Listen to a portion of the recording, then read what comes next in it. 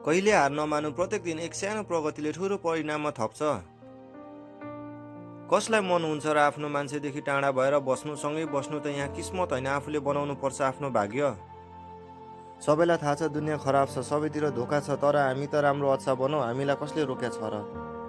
मुखले तपाईँको ढोका अवश्य ढकढकाउँछ, तर पहिले ढोका त बनाउनुहोस्।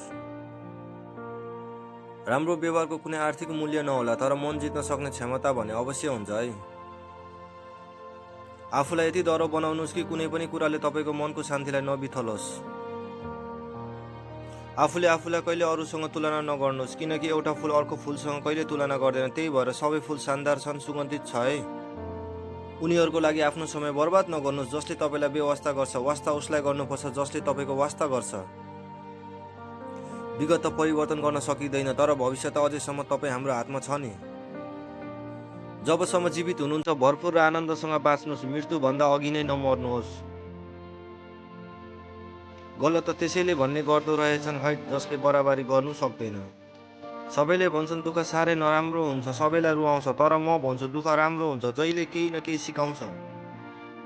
महत्त्व यहाँ समय अनुसार हुन्छ। मान्नुहोस्, जाडोमा वरदान लाग्ने त्यही सूर्य गर्मीमा साप लाग्ने गर्छ। जिन्दगीमा ठुलो मान्छे बन्न नसकिने राम्रो मान्छे बन्ने काम अवश्य गर्नेछु। आफू आफ्नो नजरमा राम्रो हुनुपर्छ। मान्छेले त भगवानलाई त गाली गर्नु बाँकी राखेको छैन। जिन्दगीमा कसैलाई खुसी दिनु नसके नि, तर दुःख पनि कहिले नदिनु। जिन्दगीमा अरूको नजरमा गिरे पनि आफ्नो नजरमा कहिले नगिर्नु।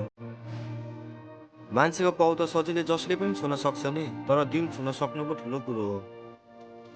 भटा भनुन्, भित्ती भनुन्, चाहे अनेक थरी गाली गरून्, तर अरू जस्तो विश्वासघाती धोकेबाज कसैले नभनुन्। मान्छे जतिसुकै सामान्य किन नहोस्, कोही न कोहीको लागि त अनमोल नै हुन्छ।